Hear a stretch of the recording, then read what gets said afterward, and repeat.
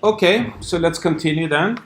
So now we have talked about Ethernet and showed a little bit about how a practical protocol can look like. Now that's a local area network protocol, Ethernet is. So sometimes we would like to collect smaller LANs and make a bigger LAN out of it. So how do we connect different LANs with each other? So then there are three main ways we can do that. We can use repeaters or hubs, and these are layer 1 devices, basically that process only the physical layer channel, does not look at any addresses or anything like this. Or we can use something called bridges or LAN switches, and these are things that work on the link or MAC layer. So this is layer 2 devices, these are layer 1 devices. And then we can have routers, and these works on the network layer, and these are layer 3 devices. Okay. So when connecting networks, we can do that in many different ways, either on the physical layer, the link layer, or the network layer, right? There is no need to connect them on higher layers than that. Okay. So if we look at, for instance, the ordinary TCP/IP stack, we have IP, which is the network layer that connects everything. And then below that, there is these link layers that could be Ethernet, Wi-Fi, whatever. And then on the lower layers, we have lower than that, we have bridges, hubs, and so forth. So what can we say about these? Repeaters, or these hubs, very simple devices, but does not scale to large networks because all traffic is then broadcasted in all connected networks. So if I have two LANs like this, I connect them together with a hub, it becomes a big LAN. So all the hosts are competing for one medium. Right? However, if I have a switch like this, essentially this cable is one LAN, and it is independent of this LAN, which is independent of this LAN. So we connect here, the input ports here, we can think of this as connections to LANs, which are logically connected to each other, but not electrically, right? So they form a bigger network, but competition for the cable is only constrained to those hosts which are connected to that cable or that LAN. So it scales better, but it's also a little bit more complicated device. Now, if this would happen to be a router instead, it would be a more complicated device, but with a higher performance in the sense that it scales better with the number of attached networks. So, when reading about switches in the literature and on Ethernet, on the internet, you would see switches sometimes called layer 2 switches or layer 3 switches. Okay, so there are also switches which are layer 3 devices.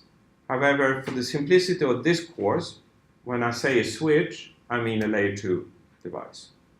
I won't talk about layer 3 switches except in few cases, and then I will make sure to make a point that I talk about that. Okay. So traditionally, hubs, physical layer devices, layer 1 devices, switches, layer 2 devices, routers, layer 3 devices. All of them connect networks together, right? Pros and cons with all of them. So if we want to look this in a protocol, let's take a practical protocol stack, the ones which are by 802, so IEEE one. So suppose we have some network here, and they're a network layer here.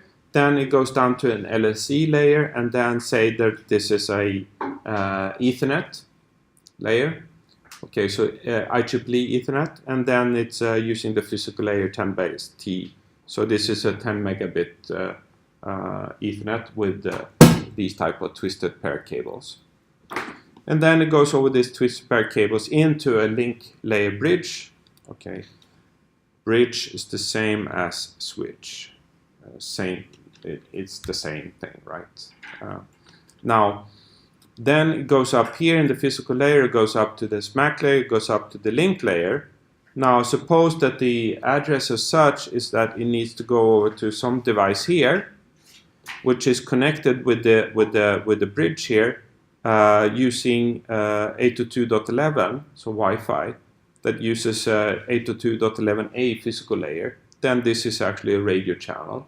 It goes over the radio channel and goes up like this. Okay, so essentially now this switch is not such a switch, but this switch only goes from Ethernet to Ethernet, but different types of Ethernet would be okay. It could be a 10 megabit Ethernet here, it could be 100 megabit Ethernet here. There's no gigabit Ethernet in this one, but that could also be the case. But it could be also a little bit more complicated device with an antenna on top of it. Then it would be Ethernet, 10 or 100 megabits perhaps, and then Wi-Fi here. So this is also known as an access point. We'll talk more about that later on. Okay, so in a device like this, a link layer bridge, the most complicated version of those can handle multiple network layers. I don't know why it says network layers here.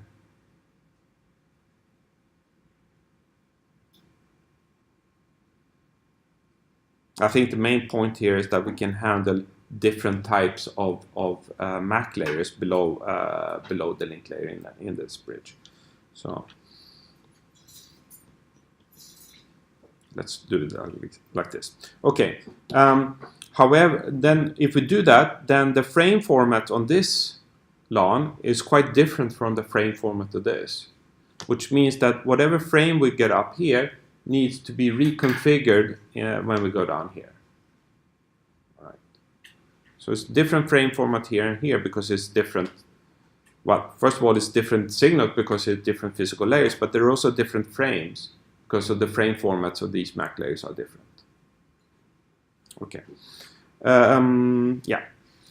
To simplify things, if we have the same MAC layer here, there is no need for doing frame translation, because the frame that goes up here is the same frame format that goes down here. Could be still different physical layers. For instance, as I said here, it could be 100 megabit physical layer or 10 megabit physical layer, but it's still Ethernet frames, right? Same MAC layer, and therefore it's a simpler device. So there is no need to translate between frame formats. Now, when plugging this in, we would like it to be plug and play. Okay, in the sense that whatever we plug in here should just work. That's the idea. And it will just work if this is a transparent bridge. Okay, so what do we mean by that? It means that if we have a topology that looks like this, we have one LAN here. Suppose this is an old-fashioned Ethernet with a coaxial cable, just to simplify things. And we have another LAN like this. And we would like, for instance, this host to be able to communicate with this host. Then we need to connect these, right? And then we use a bridge between these two LANs. Now, ideally, from a maintenance point of view or deployment point of view, when we plug in this bridge, we don't want to reconfigure the hosts for this, and we ideally don't want to configure this bridge at all. We just want to plug it in. And so we will see how to do that later on, how we can do this actually. Nevertheless, how we do this, the precede logical topology would look something like this. So the host which is down here and the host which is up here seems to think that they are connected to the same physical LAN. even though they are not, because they have a bridge in between. But this bridge is invisible from the perspective of the hosts. Okay, so what we would like to do is to connect LAN transparently. Okay, what does that mean? It means that the stations should not notice the existence of this bridge. So these hosts here have no clue that the bridge is here. It doesn't interact with the bridge in any particular way. That doesn't communicate with this at all. In the sense that, yeah, let me show how this works later on. So this works if the bridge then learns what to do by inspecting addresses of the frames of the LANs attached to it. So if there is like this, where a frame needs to go from this host to that host, the frame goes out on the LAN here, right? And it goes to all the attached nodes, including the bridge. The bridge looks at the destination address, okay, and figures out, okay, it needs to go all the way here. And then it also goes this, but that's useless, right? It needs to anyways go to the right here. While say that this host here would like to talk to this host, they are on the same LAN. So when the host transmits out its frame, it goes to the destination right away. It also goes to the bridge. It also goes to that host on here. Now the bridge inspects the destination address and figures out, okay, it should not go to LAN 1 because the end destination is on LAN 2. So it blocks it. Okay. So how does this functionality, how is this implemented? We use something called backwards learning. And I think the easiest way to figure this one out is to look at an example. So look at this topology here. Consider this topology. We have three LANs. We have LAN 1, LAN 2, and LAN 3. Two bridges, B1 and B2, which are connected to this. Bridge 1 has two ports, port 1 and port 2, and bridge 2 also port 1, port 2. In the beginning, when we powered this up, they have routing tables or forwarding tables or switching tables. Actually, it should be called a forwarding table that are completely empty. And what we want to do then is to put in the MAC addresses here. Okay, so what we would like to do is populate these such that we have a MAC address corresponding to a port where that MAC address is heard. Okay, so let me show how this is done. So suppose that there is a frame that is sent from S1 to S5. So we transmit from S1 to S5. That's what we want to do. In the beginning, we powered up this network. The bridges knows nothing. Right. So the first thing that happens is that the frame is then put out on the medium. There is some competition for the medium through the MAC protocol, but anyways, eventually it's transmitted. And then it's transmitted and picked up by all nodes on this network. But since S2, which is connected to this network, is not the destination, it will ignore this packet. However, the bridge picks this up. Okay? And what does the bridge learn? Well, it has learned that there is a node called S1 on its port number 1. Okay? So it knows that S1 is on port 1. Right? This is what the bridge knows at the moment.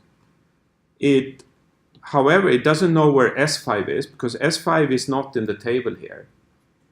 So the bridge then play it safe and say, okay, maybe S5 is here to the left, maybe S5 is to the right. I don't know. Okay, but let's play it safe. I just put it out on my other port here because maybe S5 is here. I don't know. But anyways, it sends it over to the other LAN number 2. S3, of course, ignores this frame because it's not destined to it. It's not the destination.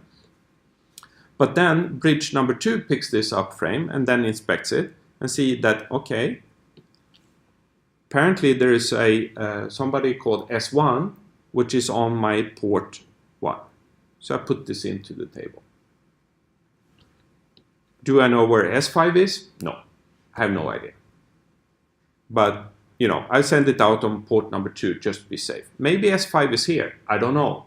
But to play it safe, let's put it out here also. Which happens to be the right decision in this case. And now S1 has reached S5. So connectivity has happened, which is good. And we also have learned something. Both these bridges now know a little bit about S1. It knows that from bridge 1's perspective, it's attached to port number 1. For bridge 2 perspective, it's also attached to port number 1. It's port number 1. Any questions so far? Okay, so let's continue to learn. And we learn by inspecting, if we are the bridges, we learn by inspecting the traffic which is ongoing on our ports. So if S3 now decides to send something to S2, what's going to happen? S3 generates a packet from S3 to S2. This is picked up by the bridges. Okay, so what do the bridges do now? Well, first of all, bridge 1 sees that, okay, S3 is apparently on my port 2.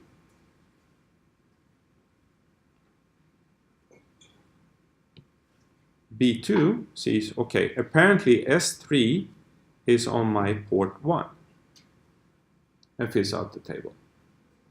Okay, next thing to do is to look at the destination address. So bridge number 1, what does it know about S2? Nothing, right? So it has to put it out on port number 1. All its ports actually. Now it's only 2 ports here, but it put it out on all the other ports, except the port that they just got it from, right? Same thing goes with bridge number 2. And then these packets are then sent out on LAN 1 and LAN 3. Now, it was completely useless at LAN 3, but the bridges didn't know this, right? So it's harmful in the sense that it takes up some space here, but at least it goes to the right destination. So we ensured connectivity and we learned something. Okay. Questions? No. So let's continue. So soon it will become a little bit more interesting here. So from S4 to S3, what happens? Well, a packet is generated at S4, has the right destination address. It goes to bridge 2. Bridge 2 learns that apparently S4 is on its port 2. And then it looks at the destination address, S3, and it finds it in its table. Okay, so it knows that S3, whenever there is a packet to S3 coming to this bridge, it should go out on port number 1. Okay, so it forwards the packet to port number 1.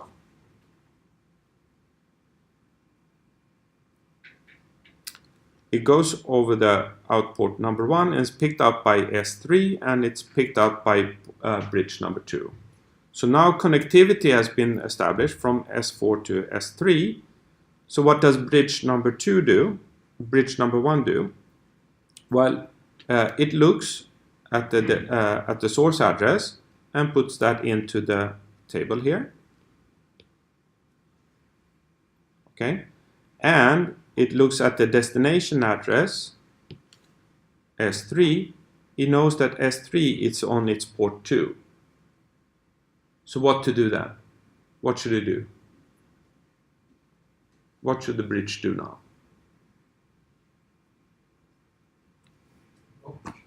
Yeah, nothing, essentially, right? Because the bridge knows, okay, here was a packet that came in. It's headed to S3, but I know that S3 is on my port here already. It's on the same port that I received it to. So I don't do anything. I just drop the packet, right? There is no need to forward that because that is useless. I know that S3 is to my right here. Okay. Okay, and then we continue like S2 to S1. What's going to happen then?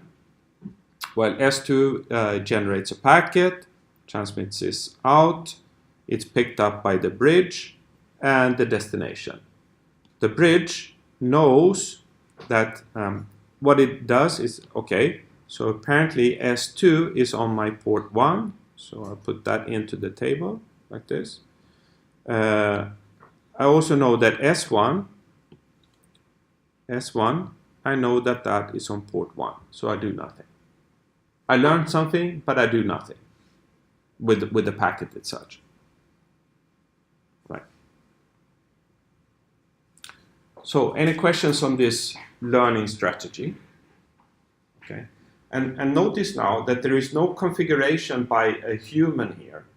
Right? We just plug in the switch, and the switch will just monitor what's going on onto its port, build out a routing table in front of it, and when this routing table is stable, it can filter efficiently. If it doesn't know anything, it acts like a hub. Right? Whatever comes in goes out, and it goes out in all the ports because it knows nothing, right? So that's the safe thing to do. So it starts like a hub and ends like a filtering switch.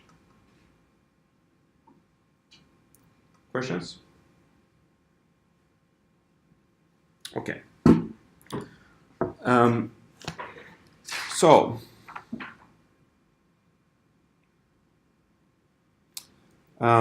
In a static network, so what is a static network? Well, there is somebody has plugged this in, and then we wait for a few minutes, and then things are stabilized. Then, if nothing else changes, eventually the routing table here will be populated, and everything is cool. Nothing changes. Now, if there is a change, or if one node which is attached to this one moves to some other place, then there is a change in topology, and we need to relearn things, right? So in practice, there are timers associated with each of the entries in the table. There's a timer also. So if I haven't heard anything for some time, then I scratch out that part of the routing table. Or if I hear that station number 1, which I heard on this port, if it somehow ends out in this port, and I hear station number 1 on the new port, I update the routing table accordingly. Right? So I just use the latest information I have, and when the information gets too old, I forget about it. Right? So that's the way to handle dynamic networks. Now, so there is a problem with this, and the problem is when we have topologies where we have loops in them, because then this learning strategy will fail. Okay, the routing tables will be messed up, or forwarding tables will be messed up. So to show how to resolve this, and also potentially show a little bit of the problems that can occur here, is that suppose we have a network like this where we have 4 LANs. We have LAN 1, LAN 2, LAN 3, and LAN 4. And we have a bunch of bridges which are connecting these 2 LANs here. And in particular, let's look at LAN 1 and LAN 2. And we see they're connected with 2 different bridges, bridge 1 and bridge 2. This is unnecessary, right? I mean, it's enough with 1 bridge in this case. Why would we ever have 2 bridges here?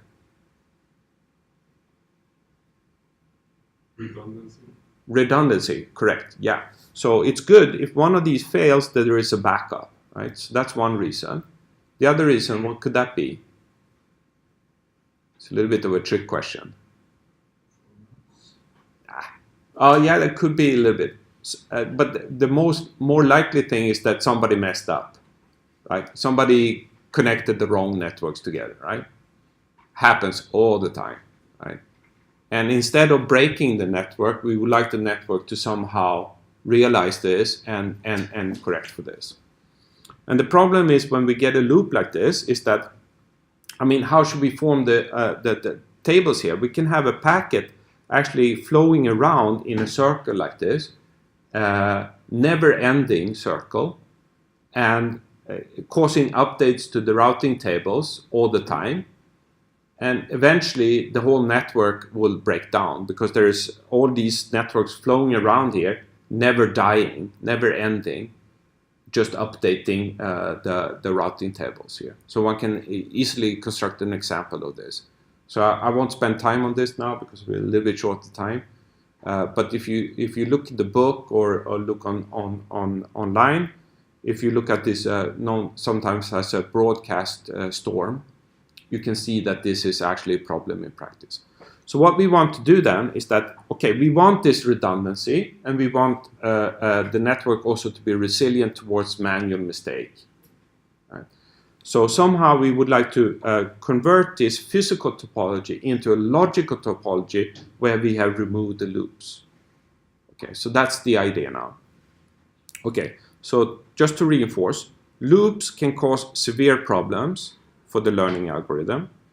To remove the loops, we can logically disable links, bridge ports, such that the resulting topology is what's called a spanning tree. Spanning, that means that all nodes are connected, and tree means that the topology has no loops. So a tree structure looks something like this, and you see there are no loops here between different things. Okay, so let's see how this works. There is a spanning tree algorithm, and we'll go through an example. I'll just put this down in text first. So what we want to do is we would like to select a bridge among all bridges to be the root of the tree. Okay, so that needs to be identified. And how to choose the root bridge, we can do that in different ways. Let's have the simplest thing we can think of, is that suppose each bridge has an ID. Out of all the connected bridges, we pick the bridge with the lowest ID and say, okay, you're the root. In practice, this is a little bit more refined way to do that. But let's just assume that each of the bridges have a number that's unique in the sense that there is one which is the best. Okay, lowest. Okay. And then for each bridge, except the one which has been elected as the root bridge, we determine the root port. Okay, and what is the root port? Well, here we have 5 ports. Okay, and one of these ports is the best port in the sense that it has the closest path or best path to the root, wherever the root bridge is. Okay, so the root port is the port with the least cost path to the root bridge. And then for each LAN, we select a designated bridge and its designated port. Okay, so what is this?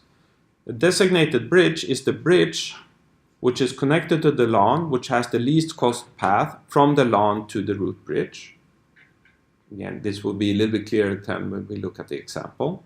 But this is the definition of the designated bridge. The designated port is the port that connects the LAN to the designated bridge. Okay. All root ports and all designated ports are placed in a state called forwarding state. That means that these ports are allowed to receive and forward frames. All other ports are placed in a blocking state, which means that they are not used, okay, to forward frames. Okay, so let's see how this works. We power up, we know nothing, right? We know, since we see this, that there is a loops in this. So how can we resolve this? The first thing to do is we have bridge 1, 2, 3, 4, and 5, and we need to select the root bridge. Which one is the root bridge here?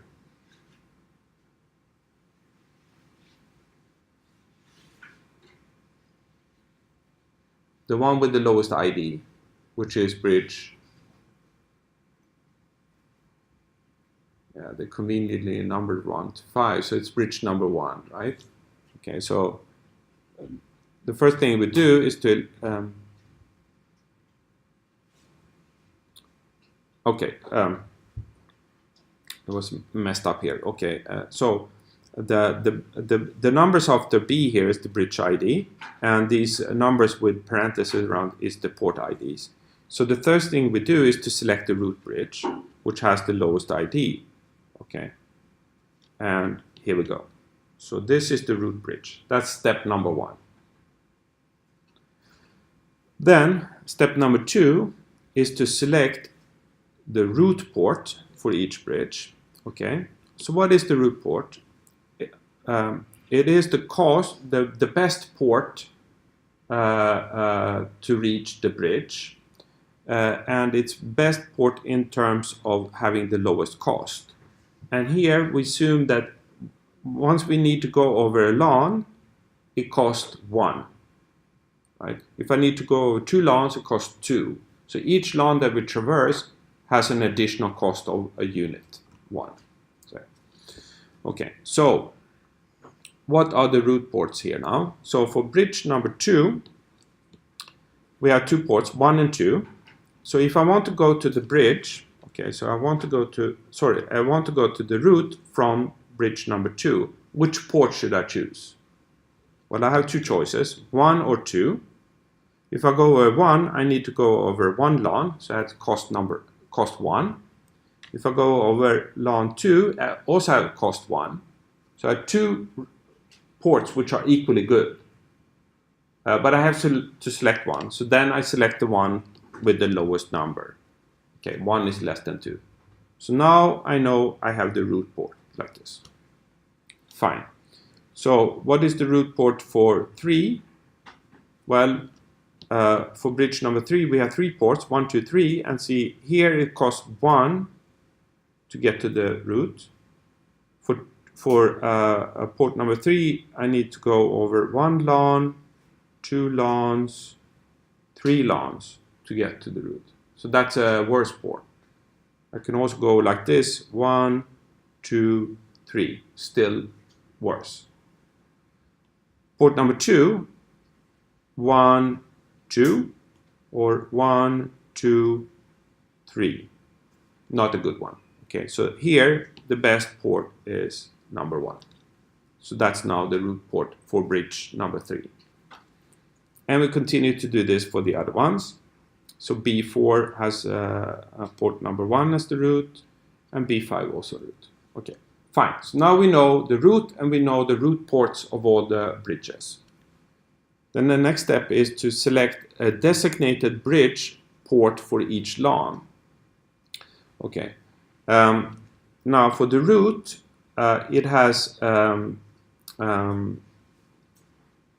okay. From the perspective of LAN 1, which is the best port to get to the root? Well, it has to be number 1, because then I'm at the port. I'm at the root. Okay, so then this becomes then the designated port for LAN number 1. For LAN number 2,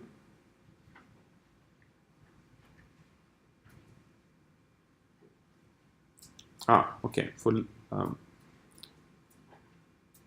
Okay, so I don't know if I missed the animation here. For LAN number 2, it has 3 ports to choose from. Which one is the best? Well, it's this one, because it's closest to the root. So this becomes then the designated port for LAN 2. For LAN 3, it has this port, and this port to choose from. And this one has, what is the cost to go to the bridge from here? Well, it has to go over 1 LAN. Here it also has to go over 1 LAN. So it's equally expensive to go up here as going up here. Nevertheless, we choose this one because 3 is less than 4. So we have a tiebreaker here in the bridge ID. So then this becomes the designated port. And then for the for LAN 4, we have this choice or this choice, and then this happens to be the best choice. So now we are ready. We're done, actually. We have first of all, we have selected the root. We have selected the root ports for each other bridge. And then for each LAN, for LAN number 2, we have selected the designated port and therefore also the designated bridge for LAN 2. For LAN 1, this is the designated port and this is the designated bridge. For LAN 3, this is the designated port and this is the designated bridge. And for LAN 4, this is the designated port and B3 is the designated bridge. And all ports which are not routes or designated are disabled. And then we have a loop-free topology here. Now, these ports are logically turned off, but could be turned on a little bit later if there is a network failure somewhere.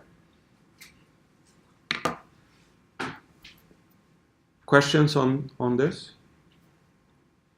Is this done automatically? This is done automatically. So there is a protocol for doing this. So there is no manual configuration of this, just as adaptive learning or backwards learning is automatic. I mean, in the sense that there is no manual configuration. Okay, so then if we then have say a host which is attached to LAN 4 here, so we have a host, and it would like to talk with a host which let's call this host A, and then we have a host B on this one. Now, if there is some data that needs to go from this host to that host, what is the physical path it will take? Well, it will go over the LAN. It will be picked up by all the hosts which are on the LAN, but more importantly, it will be picked up by this bridge, right? Because this is the designated bridge for that LAN. And it will inspect its routing table and figure out, okay, it needs to go up here to the root, and the root would then forward that down here, like this. Okay. So if the hosts are attached to LANs which are on opposite sides of the root, all the traffic goes up the tree until it reaches the root and down to the appropriate leaf. Right. Of course, if data needs to go to a host which is on the same LAN, then data just goes this way, right? It goes never by the root. But you can maybe imagine that there could be cases where the root has a lot of things to do, right? Forwarding traffic back and forth, back and forth, back and forth, right?